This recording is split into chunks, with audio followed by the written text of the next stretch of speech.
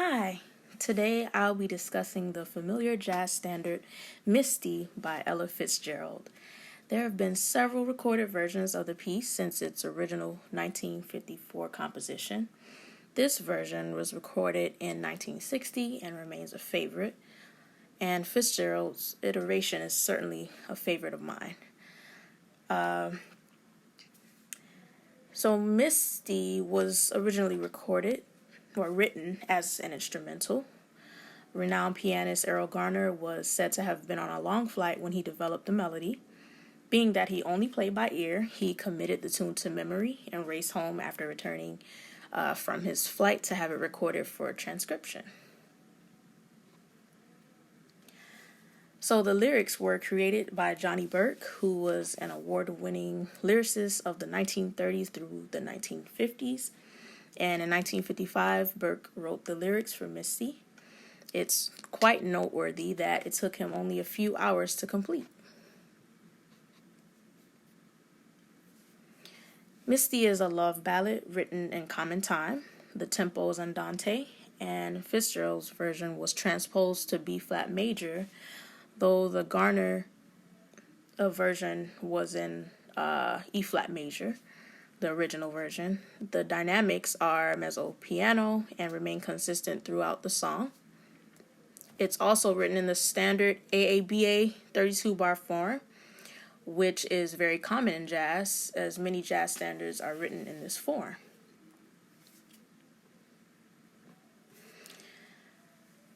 The pianist makes a graceful entrance with an elegant jazz-inspired introduction that sets the tone for the melody of the piece.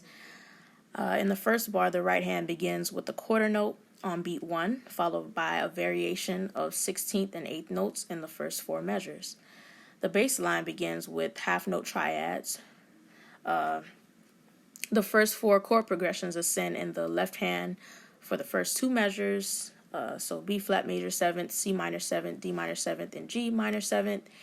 And as the intro continues, the bass line transitions into descending quarter note triads in the left hand, which draws contrast from the ascending half note triads, which adds character to the intro.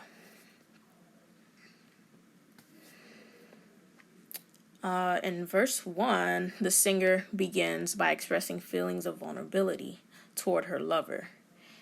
The words "look at me" end on a sustained note in the vocal line, and the pianist ornaments the phrase with triplets in the right hand.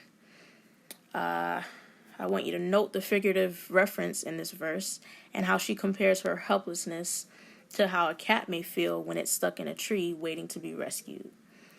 As she continues, she gives the imagery that it feels like she's clinging to a cloud, which alludes to a feeling of loneliness. The ostinato established in the left hand with stately quarter notes draws attention to the pianist's embellishments to the melody in the right hand. This adds color to the vocal line. The lyrics are poetic and rhyme in line 1 and also in line 3.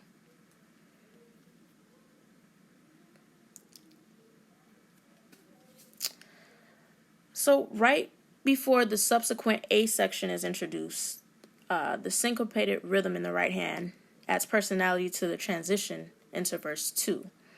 A few measures before the vocalist makes her entrance, it modulates to B major, a half step up, and the lyrics give added imagery by using the scenery of a large string section playing a tune when someone walks past her, in an attempt to illustrate her sappy mood.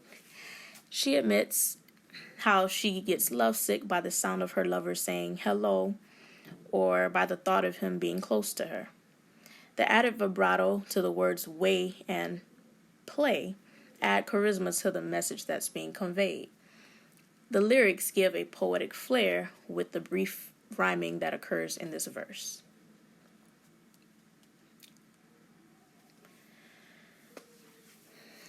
The lyrics are conversational in the B section. The question is posed, "Can't you see that you're leading me on?" An effort to garner empathy and sympathy from said lover. Fitzgerald sings the question in line 1 and 3 on a pentatonic scale, and resolves by flattening the A sharp to an A natural. This brings a minor appeal to the verse, and notice the rhythmic phrasing in the vocal line at the end of verse 3 leading into verse 4.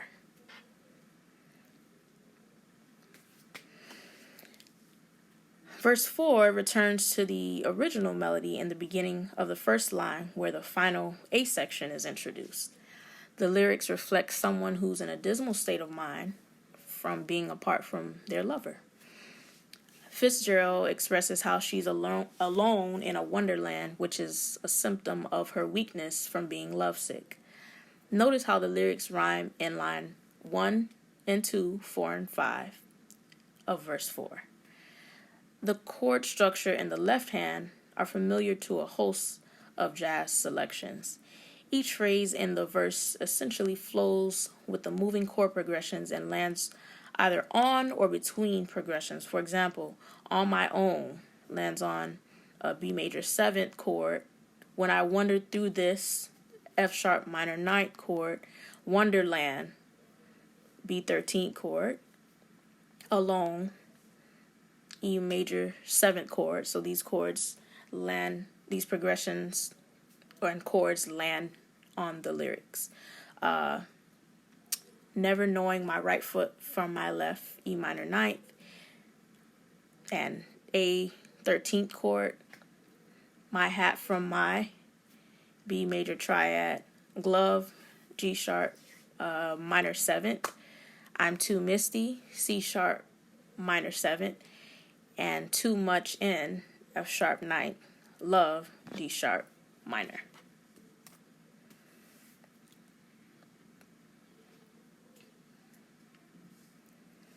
In the outro, Fitzgerald sings Too Misty with a descending arpeggio followed by a ritardando, singing And Too Much. The pianist tops off the ending with colorful chord progressions, and two are sing on an octave. In Love and Too Much in Love. The last line resolves on the dominant in the melody line, and the bass line ends on the tonic.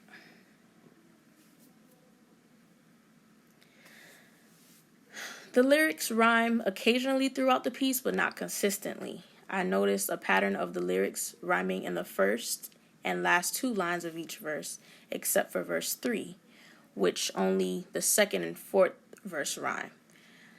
The piano accompaniment supports the vocal melody with embellishments that temporarily depart from the vocal line and fit within the chording of the song very well. The melodic contour and the syncopated phrasing in the right hand creates a call and response effect between the pianist and the vocalist. As far as Misty's reception and legacy, Misty remained relatively unknown until Johnny Mathis popularized the version with his million-selling recording in 1959.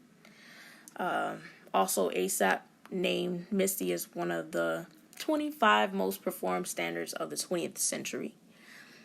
And also, no other song published since 1954 has been recorded by more jazz artists except for Satin Doll in 1958.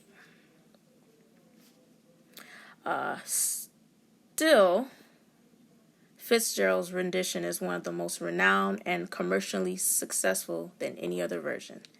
Thank you for listening. I appreciate your time.